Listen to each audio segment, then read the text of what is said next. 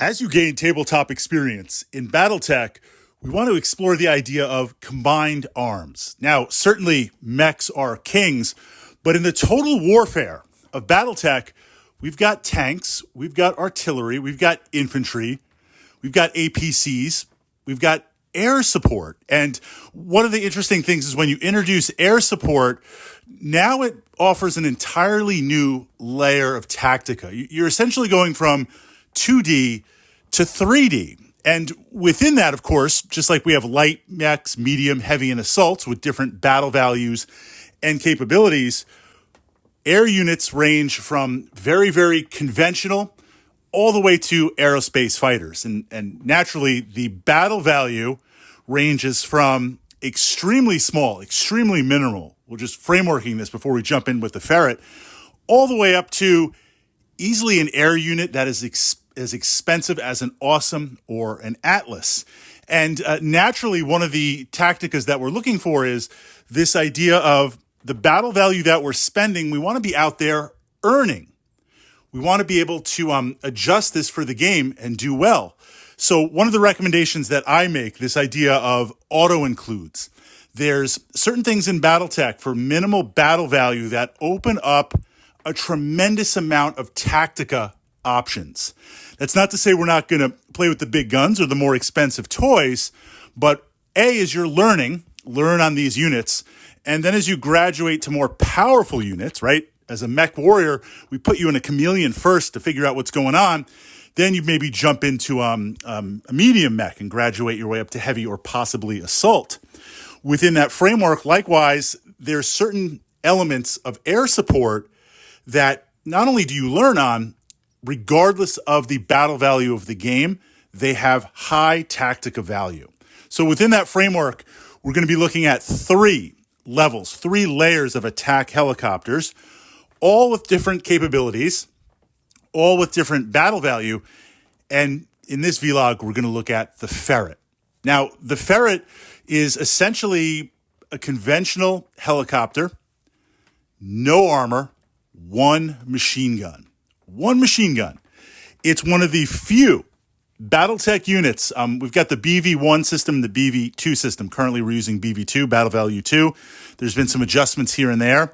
As clans were introduced and a couple of things reworked when the Battle Value system was introduced, adjustments to BV2, they went up. Most things went up in cost. The Ferret is the only thing that decreased in battle value. 55 battle value. 55 battle value. For 100 and change, you can get 2 of these working in tandem. What this means is regardless of the size of the game, including 1 or 2 has some tremendous tactica. Now, we're not necessarily talking about the lulls taking like 10 of these, although you could. The value is in the role that they offer for absolute almost nothing battle value. Think about a 3, 4, or 5K battle value. Inner Sphere. I have to say Inner Sphere because clans, you're like, Fritz, that's 2 machines, right? But Inner Sphere, that battle value, there's a lot you can feel. There's a lot you can do. Taking 2 of these works out really, really well. So within that tactica, what are you going to do with a single seat helicopter, no armor, 1 machine gun? The first is an initiative sync. When it comes time to move units, rules as written in the game, you can move this helicopter first and delay those key pieces, forcing your opponent to commit to certain scenarios first. Having 1 or 2, it's kind of like having something better, a little bit better of a mobile HQ for next to no battle value buy-in. So the first is to have an initiative sync. We also see this with some other units or stationary defensive infantry. Second, a scout vehicle, but a very, very effective scout vehicle. Because think back to the first framework here, we're going 3D. So traditional scout vehicles like the Swiftwind, low battle value, wheeled, very, very fast, or some hovers, very, very fast.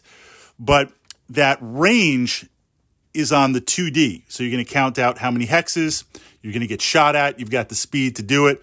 Now, you can be using the line of sight rules. You can be so high up with this helicopter Essentially, unless they have air units to counter, you can be out of range. Now, traditionally, in order to attack with air units, you're going to have to come into range because your weapons have range. We're going to look at that in a second.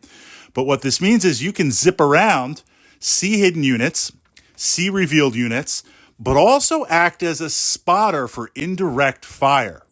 So right away, before we even get into the tactica of combat itself, 55 battle value. You've got an initiative sync, you've got a scout, you've got something to work, indirect fire. And on the sidebar, of course, you can build your list with an indirect fire taking dedicated mechs. We can take long-range missile carriers, we could take archers, we could take longbows, and you could build an effective strategy out of real-time hundreds and hundreds and hundreds of missiles. But the utility of the Ferret is also found in that if we take a lance, there's always going to be some mechs that have long-range missile capability.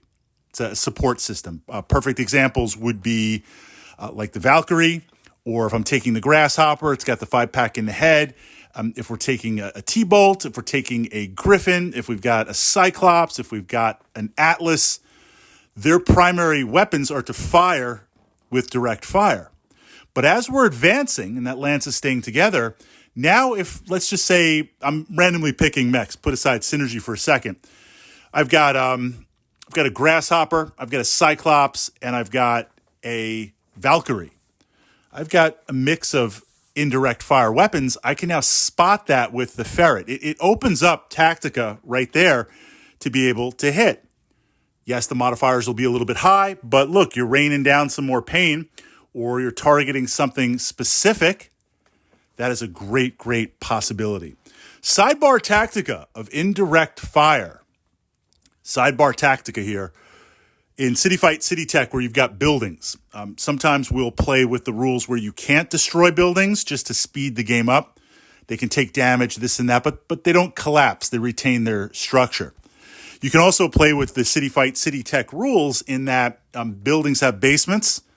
They also have points to collapse. Now, as you advance, sometimes in an urban environment, you want to destroy the fallback points of your opponent. You kind of want to trap them in a certain area where you have cover, but they have nowhere to go. An example might be like buildings all around with a park in the center. If I'm occupying that park, because tactically that's kind of the midfield of the hex map or the game, and now as you're advancing with buildings and cover, maybe on top of the building, maybe inside the building, blocking certain parts of a mech with the building, I can engage, but if I need to fall back, I've got somewhere to go. I can pull back into the buildings behind me, and we can kind of have that no man's land and fight it out. If you can destroy those buildings at a certain point, now I have nowhere to go to fall back. Indirect fire on buildings. Target it, fire it, collapse it. There's a lot of interesting tactica. Still, we're only for 55. Battle value, buy-in. Now, let's talk about the machine gun. It's tempting to use that to kind of SWAT infantry. And infantry is kind of interesting because we need to sidebar on this. This idea that, here's a scenario from a recent game. We were playing City Fight, City Tech. There was a long corridor, a long roadway leading to the starport, and infantry on both sides. I had my infantry on one side. My opponent had their infantry on the other, and we were kind of trading shots, going back and forth, pouring in as many infantry as we could. I had a pair of locusts with machine guns. I'm not sending them down that alley because even at full speed to zap them with the machine guns, which would make quick work, right? With infantry, and I pushed up to the Battletech playlist here, Infantry Tactica, the idea, unless you're shooting with anti-infantry weapons, machine guns, flamers, a few others, the structure that they're in is going to make them virtually impossible to take out. Unless the building collapses, you could target the building. But even then, they'll take some falling damage and they'll survive. So within that framework, machine guns make quick light of them, but the infantry firing back are going to scrap most light mechs. So I'm not going to oppose that. I had a T-Bolt, Thunderbolt. Thunderbolt could take a little bit of a spread, flush out some infantry because it's got the machine guns. But this idea of battle value, do I want to waste my Thunderbolt flushing out infantry. Second to this, or third to this, would be something like a Phoenix Hawk or a mid-range mech that it could engage, but the infantry is really going to put the hurt on that machine. Not cripple it, but now when I flush out that infantry, I'm really, really weakened. The Ferret with a machine gun, with its speed modifiers, its insane speed modifiers, it has an answer for that. It stands a good chance, not a perfect chance, of flushing out infantry with those machine guns. And if it doesn't flush them out, there's only 55 battle value. But the idea is you can fly in, shoot, fly out. Fly in, shoot, fly out. Now let's talk about going against mechs. Rear armor, anything, is a problem. I don't want to get hit rear armor. Obviously, rear armor with just one machine gun, what is that really going to do versus, say, missile packs or other things when we look into the heavier range attack helicopters? But if it's a light mech and if it's based on initiative, you can move, let's say you've got your Wasp, you've got your Stinger. Am I reasonably going to catch up to that Wasp or Stinger? Maybe, maybe not if I have a light mech. But even that, if I have a light mech, do I want to be chasing down your light mech and we're going back and forth? But if I've got this Ferret, and if they work in pairs of 2 or 3, we fly in, I've got greater speed than you. I drop down, make sure you move first with the initiative. I fire with those machine guns. Against light mechs, they can add a little bit of something. Not a primary attack vehicle. You notice in the Tactica rankings that we're giving them, the attack is last, but it is something there. The primary thing is spotting and initiative, then indirect fire, then dealing with infantry, then dealing with direct attack. But again, 55 battle value. And on a side note, there's some interesting different little light attack helicopters and models that are out there. And you can kind of get these generic helicopters that will then play in a variety of roles as you expand your miniature collection. Put them on a flight stand, put them on a flying stand. Things get very, very interesting. Okay, part 2, or I should say next, we're going to now jump into a heavier attack helicopter. We've explored the Warrior. Warrior is kind of a mid-bar helicopter where that Tactica, I'm not going to repeat it now because we've already pushed that up to the channel. This is where now you want to spend a little bit of battle value, but still really, really, really cheap. You're like, these things need to be jacked up a lot more for what they can do in the rules. And now you've got some attack value in addition to indirect, in addition to spotting.